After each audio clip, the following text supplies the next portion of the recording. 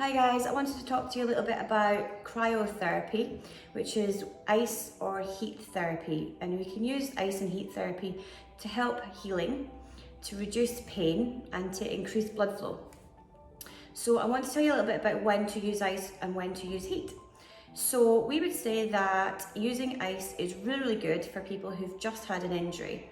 So say for example, you've got an ankle sprain and you've just done it. Best thing to do would be to go get your ice pack from your freezer, have it on your ankle for 15 minutes. Now you have to leave it on for 15 minutes to get a therapeutic effect. And what I mean by that is, within the first few minutes, it's going to feel quite nice. You think, oh, cooling, that's reducing the inflammation, it's restricting the blood flow, which means that it's going to make sure that there's less pain. Now, after that few minutes of time, what's going to happen is it starts to get a little bit feedback, so you get a little bit of a burny sensation. That's just the ice taking more effect on your inflammation.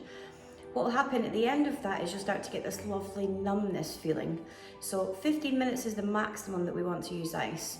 If you go over it, if you go over the 15 minutes because you think, oh, that feels great, I'm going to leave it on even longer, that's actually not a great idea. You could make it much, much worse. Now, the next thing is about how and when to use ice. So you should use ice within the first, as quickly as you possibly can, basically get to your freezer and get the ice pack.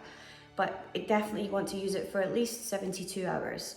So I would use it, I recommend to my patients all the time, every couple of hours, get your ice pack, pop it on there for 10 to 15 minutes, then take it off and do a little bit of the activities and the exercises that we've asked you to do, and that will get the blood flow moving again.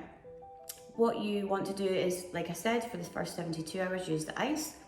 Now, sometimes we use the ice up to 5 days, depending on the injury. So say you had a lower back problem, there's a lot of heat and swelling coming off of it, you've just really irritated your back after doing the gardening or washing the car or something. You want to get that ice pack on straight away, like I said before, but we might do that for 5 days and we do the same kind of protocol.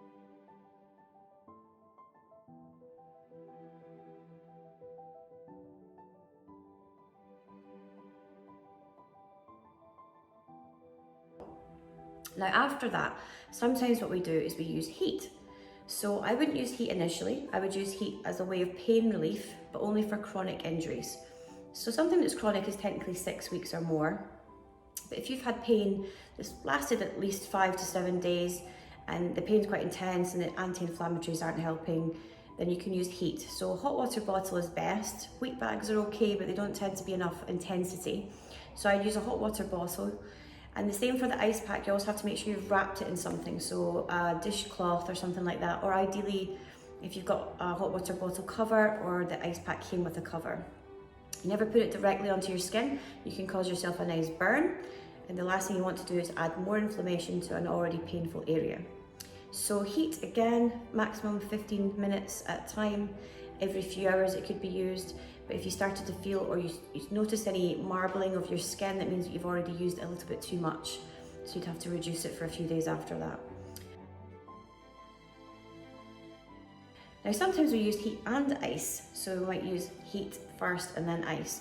Now I wouldn't do that for many conditions, there are a few, but I would only do it at the recommendations of your chiropractor or your doctor. Now, I hope that explains a little bit about how and when to use heat or ice. If you have any questions or you have any injuries and you want some help, just comment help at the bottom of this video and we'll get back to you. Lovely to meet you. Bye.